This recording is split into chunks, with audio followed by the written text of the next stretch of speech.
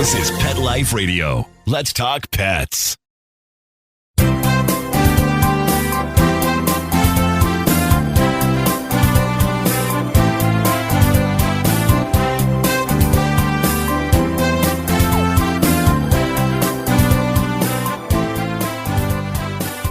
Waiting for my thumbs up, and my thumbs up are here. So that means we're live here on both Pet Life Radio's Ask the Vet, Dr. Jeff, and of course here on Instagram Live. Here for you, here for your pets. Time to talk. Anything you want to talk about, now is the time. So I have Stephen Robin a request. Make sure that is real. If you want to send me a thumbs up or something, and we can have you come in. Otherwise, a lot of times for some people, they hit that accidentally, and when I go to invite them in, they're not there. So just to save the trouble. So anyway, hope any of you here in Los Angeles area are doing okay. What a disaster. I got to tell you, I have some very, very good friends. My sister, actually, who may be joining us. She, Robin, hi there. Okay. So, and fortunately, they have a place out of town, so they were able to go. But, you know, it's horrendous. I have one of my other really good high school friends, also a best friend of my brother-in-law, lost their house. A couple of my other friends, one MD medical doctor, one another veterinarian, lost their homes. It's crazy, and we have a number of my friends that are having to relocate, move temporarily. It is so frightening. What's sad is that how these winds really was the big problem that made the difference between a few homes versus hundreds of homes, because very, very crazy winds, and they're worried that they're going to start firing up again, pardon the pun, the winds, and that's going to unfortunately cause some more damage. It's been devastating. I feel so sorry for those that had to that lost their homes, even those that are evacuating, and the hotels are full. There's really no place to go. A lot of friends are opening up homes for people. It really is. It's really tough. So anyway, those of you, I hope all is well. And also for me, one of the most devastating things to see is and you see it all over the internet, the animals. Oh my God, these displaced animals. Oh my, mountain lions, deer, possums, raccoons. Families of raccoons, bear are all are being displaced, and horses. And it's really, that to me is so sad to see, because they're helpless. They really are. And it's so hard to help them. And the fire teams are overworked, and water is a problem because we don't have enough of it. It's really become very, very challenging, very, very sad. And I know that for those of you out there that have been directly affected, our hearts go out to you. So anyway, here we are. Let's see, Stephen Robin, we can go. Let me wave, praying for people. Yes, we all are praying. Any advice on how to help pets avoid smoke inhalation? It's a good question. First of all, I'm sure, I don't know any offhand, I can send you to get a brand, but I'm sure there's some masks. What you can do is, for now, as a temporary measure, is you could take a basket muzzle and you could put a regular mask on the outside of the mask muzzle. The question is, which masks? I was talking to an MD friend of mine who was saying the surgical mask that we use, probably that's not going to help. That's not going to stop the particles from coming in. Maybe it will. It's better than nothing. And some people I think the N95s are still a better way to go, but we just don't know. The water is a problem. I've been hearing more people talk about the difficulty with our water than anything else, because all these fire retardants and all the stuff that's going into the ground and then going to a water supply. So what we've been doing is we've been boiling our water, then putting it through the Brita filter, and that's how that became our drinking water. Or of course, you can go and buy any of the purified waters at a market, the big gallon jugs. But again, that's something we're doing. I'm feeding those to my dogs as well, and my cats. So and also, as far as exercising, try to limit the outdoor time. Try to limit the intense exercise to the point where they're really sucking in the air. And until we know more, until this improves, the conditions improve, I think it's better to be safe than sorry. But you could come up with a way to put a mask. You don't want to put a mask right on them, but you can do it in such a way that they are somewhat protected. So a basket muzzle is good because basket muzzles already, they're wider. They leave room for them to breathe and they can pant. So that's probably put it on the outside of the basket muzzle. And that's probably better than nothing. If it's going to really help, I can't tell you. But if anything else, it'll make you feel better. Okay, waving. Hi, Steph. Hope all is well. Got a lot of my friends on here that I feel so terrible. JB, how are you? Stephanie again, another Stephanie. God, what's happening here is miserable. They're from Arizona. Okay. All right. So question, okay. 8-year-old Yorkie diabetic takes insulin 2 times a day. Is it a safe procedure to get his teeth cleaned? He would be given anesthesia, also medication for thyroid and liver. Well, the answer, my short answer is yes. If the teeth are really bad teeth could be more dangerous than any of those. A dog who is on insulin and is on the correct dose and is controlled, then that's not a problem. You give the morning insulin just like you would any other time. As far as the liver, I would imagine the thyroid, again, thyroid disease, they're on, if it's a hypothyroid dog, then it's probably on some sort of thyroid supplement, L-thyroxine, Synthroid, whatever it is. Thyroid tabs, they're all okay. Then again, just make sure they get their morning dose. As far as the liver, one of the things that what I would recommend, I would imagine this is an older dog just on all these stories. So what I would do is I would use, I would induce with propofol and I put them on sevoflurane. Isoflurane is probably okay too, but Sevo is, like they say, for animals that are infirm, that have organ dysfunction, that might be the safest of the safe.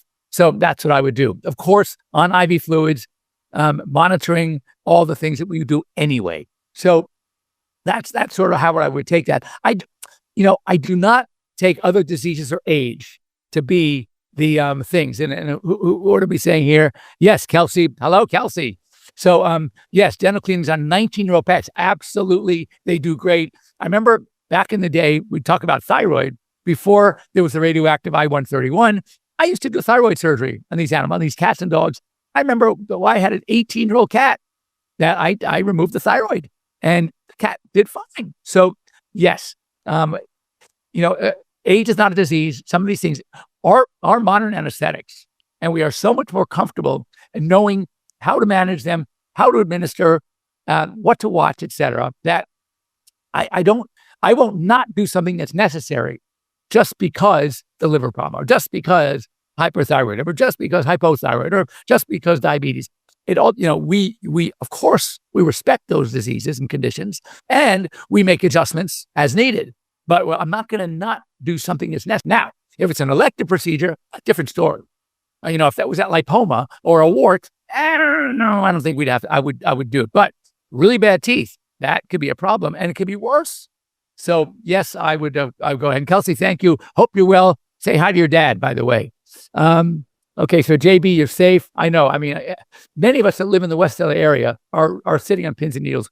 My other sister, so one had to evacuate. The other one is up in the Hollywood Hills, and they've been really under a close watch. They haven't had to evacuate yet, no mandatory evacuation, but her whole neighborhood is on literally very close watch. So it is really tough. Dog quality, what do we do about walking? I'm Jillian, I say walking the dogs. Look, yes, you need to walk the dogs. That's not a problem. So, but try to avoid like excessive exertion. Something that they're going to really have to, where they're going to all tight and they're going to really, and also, when they breathe in directly into their mouths, into their lungs, panting, that's probably something, it would be great if we can avoid it. Now, take to walk, they got to go outside. That's fine. That's fine. And if you're walking, if you don't have a yard and they don't go in their yard and you got to walk half a block or a block up back and forth and then, call it quits. But no overexertion. But again, it's okay to take that. Michelle, how are you? Okay. Right. Keep those questions coming. So, that is, it's really more of about a prevention than anything else. And again, there's so little we know. And, again, it's a little more difficult for these animals because you can't, with us, it's easy to put a mask on if you want to do a mask and, wherever the case may be. We could see in our area that we're not, fortunately, where we are, and my son and my daughter, we live very close to each other, 4 blocks away from each other. We're all good. But and one of my daughters lives 15 minutes away. They're totally out of the range. But, it's important to kind of respect that air, the water. I get so many comments about the water. So that's important. But it is, try to prevent as much as you can. Now, I'm hearing things now. I'm thinking maybe I should go to Costco and buy some, fire hydrant. I mean, the extinguishers or this coating that they say is the fire retardant. Someone told me about a house in the Palisades, which is like desolated, and they had this fire retardant kind of coating on the house, and there's the house all around it destroyed, and this one house is standing. And another one used building materials that apparently are somewhat resistant to fire, and this house is beautiful, standing right in the middle of all these other houses that are really burnt to the ground. It is so weird when you hear about these cases where you see one house still standing, the fire skipped over it. How'd that happen? So it is, it's really crazy. I said, I'm so worried about all these poor animals that are out there. And again, they're helpless, and it's terrible. All right. Hold on. Is it okay to let them run on the beach? Well, look, the air quality at the beach is better. However, you look at Malibu, and sometimes you would say the sand itself should be a great barrier. And then you got the ocean. But right on the other side of Pacific Coast Highway, all of a sudden, or there's areas on the Pacific Coast Highway, there are areas of homes. One of my friends' home was on that such area, and it's gone. So there's no rhyme or reason to this. Nobody knows. Now, if you're on the beach near the ocean, you're probably okay. But, these things are floating in the air. I mean, I went out to my car, and there was, all this soot and stuff right on my car. So, and the ash. So I don't know what to tell you. I would say I would still exercise caution until we know more, till things settle down a little bit more. Your dog can if we exercise as much as you like to exercise your animals, we'd all be in great shape. Let's face it. So we go a lot sometimes with not exercising so much. And so maybe if you ease up a little bit until we know more, that wouldn't be a bad idea. Took cat to the vet who had respiratory virus, gave her prednisone tablets and Enrocat oral and Pulmicort. Turns out she's asthmatic too.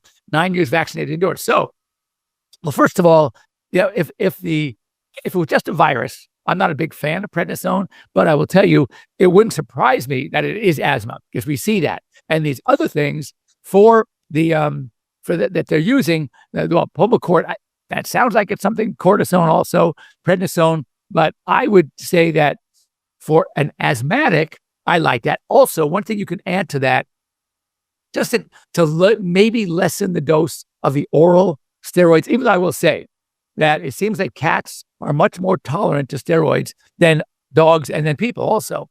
I wouldn't say you can use it with, as I often say, reckless abandon, but you are usually, you're less concerned on a cat with steroid use. Dogs and people are much more sensitive long-term without going alternate day. Cats seem to tolerate the steroids a lot better. To make sure it should be prednisone for a cat, it should be prednisolone. So double check that. Prednisolone for a cat, the way it's metabolized, it is much more effective. They don't do as well on prednisone for the actual steroidal effect. Now, one thing you can do if you have an asthmatic cat, look into something called Aerocat, and then you can use bronchodilator or an inhaled steroid, and those seem to work really well. Aerocat, it's a little device. It's like an inhaler, just the kind of little inhalers that people use for asthma, but it's a device that you put the inhaler through this little mask that goes over their faces, and they have to breathe, and that's how they get the stuff. So talk to your veterinarian. You can go get it online, and then I prefer the steroid type of inhaler, but they're also as I said, a bronchodilator, and sometimes you can use both. In bad cases, you can use both. Cookie Town. All right, let me see. Hello. just want to wave to everybody. So glad you're here. My sister's not on yet, so I'm worried that, they're away, but still. Okay. All right, another question coming. Here we go. From Hopscotch loves to roll around outside. His fur has been covered with ash. That's right. When he comes in, been trying to be diligent wiping him off, but it's scary. Yes, it is. And by the way, Hopscotch, I shouldn't say I have some favorites. I have a lot of favorites, but Hopscotch is one of them. And I think I'm one of his favorites. So it's very mutual. But yes, again, brushing is good. When they have all that ash, it's probably not a good thing to breathe in. So, again, if you have such an animal, especially one that likes to roll around and it's full of this stuff, then you might want to, brush well, take a damp rag or a cloth and just roll it over it and get a lot of that stuff out so it doesn't start flying all over the place. So he's less inclined to inhale it. Eating it is not such a big deal if he licks himself, but the problem is getting into the lungs. So if you wet it down, it won't sort of be so fly away, and it'll be less likely something that he can inhale. All right, we are at that time for our break. So here on Instagram, don't go away. We'll talk a little bit during the break. Here on Pet Life Radio, we're going to break for a few minutes. A word from our sponsors, and take it away, Mark. You know the expression, cats have 9 lives. Well, what if you can give them one more? The Give Them 10 movement is on a mission to help give cats an extra life. How? With spay and neuter. Spaying or neutering your cat helps them live a longer, healthier life. And it helps control free-roaming cat populations too. Learn more about the benefits of spay and neuter and meet Scooter, the neutered cat, at GiveThem10.org. That's GiveThem10.org. Let's talk pets. Let's talk pets On Pet Life Radio. Pet Life Radio. PetLifeRadio.com.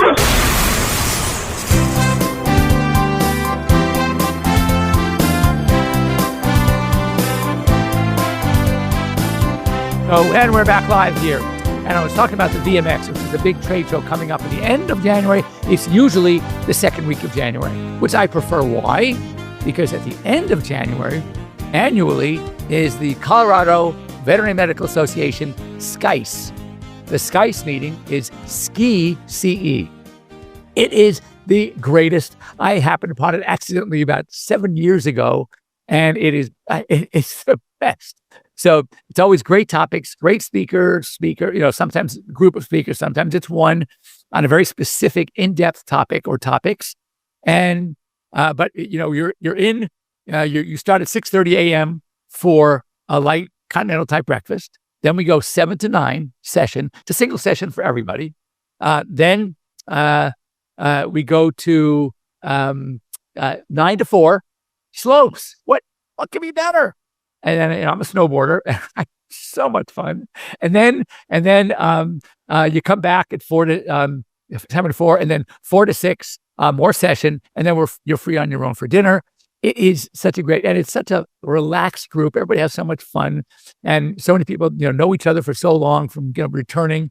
Anyway, because they had to delay VMX 2 weeks, they fall exactly the same time. And unfortunately, I have a bigger present for myself at VMX. So I can't go to SCICE this year. And I'm so bummed. It's going to be back at Vail. We've been at Vail. We've been at Breckenridge and Crested Butte. And where else? Oh, of course, Vail, Steamboat Springs. I mean, all these great venues, ski venues, snowboard venues.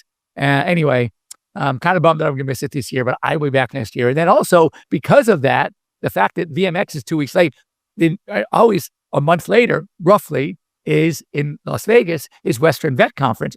So huge conference. That now is also delayed 2 weeks, and that's going to be the first week of March. So, I mean, it's so my ski weeks off this year. So I'm going to have to end up going to Mammoth, go someplace locally. Maybe I'll go back to Utah. I got to do something or else I'm going to go nuts. All right. Where are we? All right. Love it. Just got back from teaching in Mammoth. Yes. Enjoy. Is it Mammoth the best? Love it. I don't want to miss any waving. I'm trying to wave at everybody. Drinking. Do you know if the risk, indoor cats drinking from a bird bath? I would not let a cat drink from a bird bath. There are so many things going on now, especially with these birds. that it probably is. It's probably not a good idea if you can avoid it.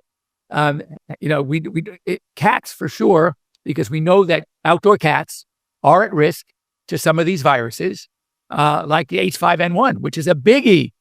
And that's the really bad avian influenza virus it can even attack people. And we've seen it a lot in large cats, big cats, in domesticated cats. Unfortunately, my 4 cats are all indoor only, so I'm really not worried. But as far as outdoor cats, where they're birds, I mean, I don't know if I mentioned this to you, but out in my neighborhood, I walk my dogs out, a lot in my neighborhood, and I've been seeing these large black crows literally dead. This is about 3-4 months ago.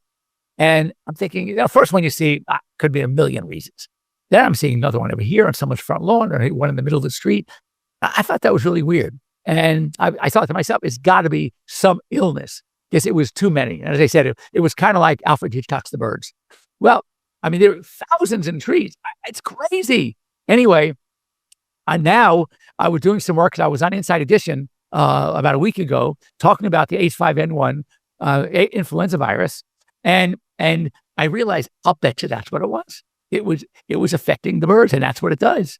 So yes, I would be careful, and I would probably, I would not like to, I would say, better safe than sorry. So I would say try to avoid the outdoor cats drinking from bird baths, because we don't know how much of that and how it's, how it can be spread, but it can be. I think it gets in trouble. So yeah, I would love that. Anytime Hopscotch wants to come and see me, I would love to see him. I think I've got you all. So anything I want to talk about? There's more. Carly, hi, how are you?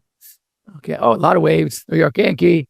Patsy, how you doing? Patsy, we've had some issues with some of our classmates and these fires. It's been really, really, it's a bummer. Another classmate of mine. This is really cool when I'm doing these shows and I'm seeing a lot of these names that are my classmates from high school. We're talking about 52 years ago and still in touch. We went to Beverly Hills High School, and I guess it's in a sense, it's very unique because I have so many people that I'm in touch with from my high school class that I'm so friendly with. Of course, I see their pets.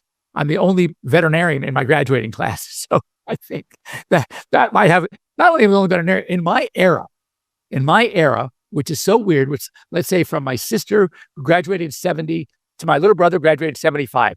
In those 5 years, Beverly Hills High School graduated only 4 future veterinarians. One a year ahead of me, Marty Schwartz is already retired. Then there was one of my little sister's class who was an equine vet in Colorado. Another one in a class below me, Mark Laxanetta, who was at Davis with me. And he was actually finished a year ahead of me. Graduated a year behind me in high school. I got into vet school a year before me. Shame on him. So anyway, he's also equine vet, large animal vet.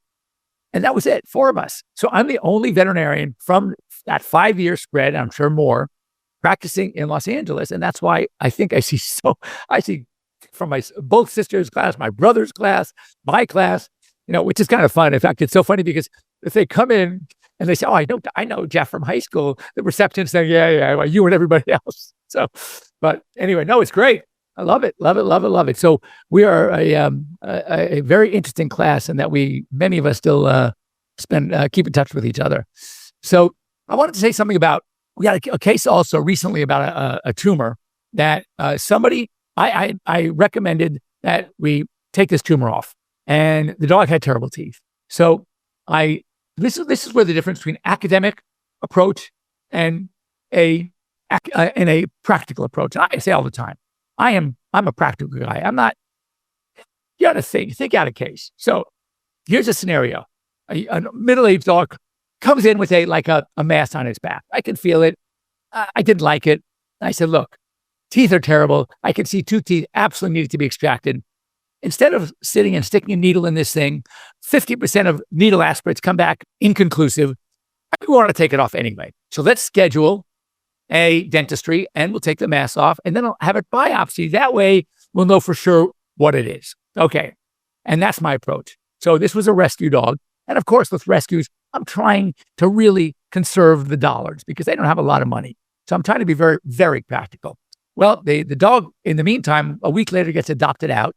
And this guy takes the dog to his vet.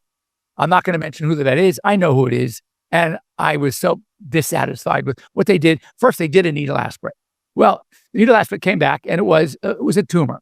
I didn't see the results. I don't know if it was a benign or malignant tumor yet. I think it was benign, but I said, I want to see the results. So then they just wasted $500 to do the aspirate and the lab fee. Okay. That kind of bugged me. And then, because there was a good chance that after the $500, it would have come back inconclusive, 50% chance. Then, so of course, they took it off. They did a surgery, they did the teeth, and they did the mass, and they now biopsied the mass, $3,000. Now, mind you, that's crazy expensive. So what my bottom line is, when you have a case, I looked at it this way. I said, look, I'm going to want to do the teeth in the next week or two anyway. So we'll do it all under one anesthesia at the same time, send it for biopsy. And because it was a rescue, I would have given them the break. I said they probably would have gotten out the door for $1,500 for everything. So it cost them twice the price, plus the first case of the cytology, which was one that's, if you know you're going to take it off anyway, the only reason to maybe do cytology, if you maybe suspect a mast cell tumor, that way you want to make sure that you know you need to get good margins. But guess what? If you have a dog and you have enough skin, I get margins anyway. Why even risk it? So it was a wasted step. And so, again, if you're going to want to take something off anyway, or you have a better reason to anesthetize a dog anyway, then why do a test that may prove ineffective? It may prove that non-diagnostic. Now, if that test, let's say, for example, it came back, the cytology came back, lipoma. That's curious, throw it at you. And it was a decent sized mass, maybe the size of a large walnut, that was teeny, but it wasn't huge. And let's say it came back a lipoma, but you knew you were going to do the teeth anyway. Are you going to leave it there because it was a benign? Or, as what I would do is say, look, we're anesthetizing the dog anyway. We're going to have to do the teeth anyway and and extract those 2 teeth. We may as well get rid of it because over time, lipomas can grow. And then right now, it's an easy fix, but a year from now, it might be 3 times the size and a lot more difficult to remove. That's where the practical hack comes in. So, if question your doctors, if they don't have a good reason, or if you know you're going to remove the mass anyway, and it's someplace where you can get margins anyway, don't waste them and don't let them rob you. And that's what's happening. And it really frustrates me. And I see these cases all the time. And I don't know whether it's lack of experience. I don't know whether I would hate to think that it's truly just to, pad their bottom line. Again, I would hate to think that. I'm not saying it, but I hate to think it. So anyway, so it's okay. It's okay to question. It's okay to challenge. And it's okay to get a second opinion. Don't worry about it. Get a second opinion. That's okay too. So anyway, I'm going to leave that thought with you because you could tell these things frustrate me a little bit. And unfortunately, I hear these stories too often. And it worries me that this is where the profession is going. And that's why I want you to be more vigilant. And you can challenge and you can ask questions. And as I said, if need be, get a second opinion. So anyway, or ask the doctor. So wait a second, if we're going to take this off anyway, why stab it and worry about maybe not getting a real answer or a good answer? Well, because I want to know if it is what the margins will be. I'll tell you what, here, doc, it's in the middle of, it's plenty of skin. Just, take a little wider than you thought and you'd be safe either way. That's how I look at it. So I don't know. Call me the weirdo. That's okay too.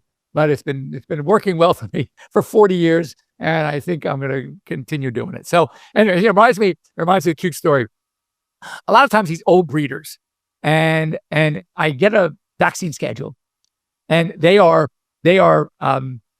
starting their puppy shots at 6 weeks, and that drives me nuts because what you don't understand, starting puppy vaccines too early can actually interfere with mom's passive immunity. It'll use up the antibodies that mom passed on to the puppy. So you don't want to do 8 weeks is when you need to start.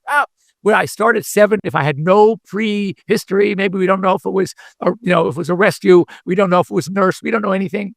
Okay, maybe 7 weeks, but not 6. Anyway, so I've called breeders before. Now, this is what we've learned is new, relatively new. I mean, relatively, it's still 20 or 30 years, but in someone's eyes, that could be new. So I sometimes call these breeders very nicely. And I say, oh my God, hi, I'm Dr. Werber. I just saw one of your pups. Oh, what a beautiful pup. Very sweet. One thing I noticed that, I see you were given the vaccine, started this series at 6 weeks. Did she have any problem nursing? No, she was nursing just fine. Okay, well, one thing to be learned that it's very important that we don't want to start vaccine series too early because mom's passive immunity is good till at least 8 weeks, maybe even up to 10. So we like to start around 8 weeks, then go 8, 12, 16. We don't need to do them every 2 weeks anymore. It's 8, 12, 16, the perfect schedule. These dogs do just fine. And I'll get a comment, look, Sonny, I've been doing this for 40 years. I think I know what I'm doing. That's the problem. You've been doing it for 40 years and you haven't kept up. And it's amazing to me how many breeders, legitimate breeders, I use that term loosely, legitimate breeders think that by becoming a breeder, they automatically get their DVM, their doctor of veterinary medicine at the same time. And they don't want to learn new things. So when I hear one of my mentors, and this resonates with me all the time, her final words to me when we talk, she goes, Jeff, there's no doubt you know your stuff. But just remember, every 5 years, half of what was gospel is now obsolete. And that hit me. And I said, so that's why it is so important. I even pick up my old notes. I still have my old textbooks from 45 years ago. And I laugh. See them. I said, we used to do that. So things change very quickly. Things that were the standard are not even standard anymore. They're not even belts anymore. So when these breeders are grasping on to stuff they did 30, 40 years ago, it is concerning to me. So anyway, with that thought, adopt. Don't even go to these breeders. I just had a client that has a problem with their Frenchie, and they love Frenchies. They know they're going to be getting another Frenchie. They already have 3 now.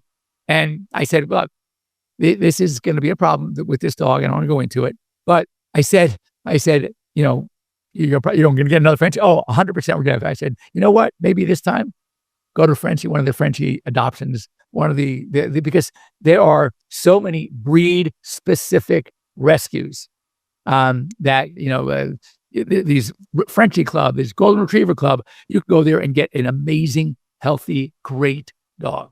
So maybe think about that. Adopt, don't shop. We'll see you next week here on Pet Life Radio and Ask the Vet with Dr. Jeff. And during the week, get some more. Let me wave some more of you. So I'm so happy that you all come with Thursday. Hi, Keith. Before I go, I want to make sure there are no other questions. Good. I think we got you. Oh, do cytology announcers always send them out? Oh, that's a great question too. When it comes to something like if I know pretty sure it's a lipoma, I'll do it myself. But for many pieces, and Kelsey, we're here in LA, very litigious. If it's going to be a potential discussion as to whether or not to remove it, then I'm going to send it. I want that professional. Now there is another alternative now using AI, and it's Imagist. If I'm sort of borderline, if I think I'm going to want to remove it anyway, I might use an Imagist. That's the AI. But if I'm going to do Imagist, you do Imagist dermatology, not Imagist cytology. Now, Imagist cytology, it is reviewed by a board certified professional. So you say you get a pathologist, a cytopathologist that's going to read the slide just to back up what the AI says. I'll do that. That's fine. I'm very comfortable with that. But if there's a doubt as to whether something, how aggressive something may be, I'm not so sure. I feel more comfortable. I mean, again, I can read the basics. I can read the basic slides. I do it all the time. But if it's going to be, I say it this way: if I do it myself and I'm right, well, I'm right. But what happens if I read it myself and I was wrong? And I told these people, you know what, doesn't look aggressive to me, leave it alone. Then it could be disastrous. So I like the backup. Same reason why I do in-house testing. And if I have a dog that's in today and needs to be anesthetized today, I will use my in-house machine. It's a great machine. It's everything about it is good. But you know what? If I have an extra day or two, I'm going to take a blood test, send it out to the lab. I want that professional animal laboratory result to kind of CYA, to cover your you know what. And I don't want to have to question. I don't want to have to wonder, did I write? Is this machine right? I'm not sure. I want it. So if there's a problem and it was misread, it's not my problem. I go to the professional animal laboratory. That's their problem. So that's my philosophy. It always has been. But I don't know. I don't know how comfortable you are doing cytology. I mean, really, to make the difference between something that might be a cancer or not. So that's kind of how I feel about it. So I hope that answers your question. All right. Anything else? If there is, I just want to get some more. I think I got everybody. Perfect. Well, anyway, thanks for joining me. Please stay safe out there. If you're here in SoCal, if you're here now, I mean, the area is just enlarged as we speak. So, it's not, now it's going into the Brentwood area, anything north of Sunset, up to, I think Mandeville Canyon. So that area now is not safe. Up in the Hollywood Hills, anything coming around Pasadena, all that Altadena area, that's not safe. I mean, here where we are south of all that and far east of all that, right now we're okay, but man, we're all on the watch. So stay safe. And if you have extra rooms in your homes and you have people out there that are in trouble, maybe offer a room. So anyway, see you next week. Same bad time, same bad channel here on Instagram Live on Pet Life Radio. And I said during the week, if you need to get a hold of me, you know how to get a hold of me. Many easy ways. Dr. Jeff at PetLifeRadio.com. Here on Instagram, just send me a chat, and I'll be happy to answer your questions. All right, be well. Have a great week, and stay safe. Let's Talk Pets every week on demand, only on PetLifeRadio.com.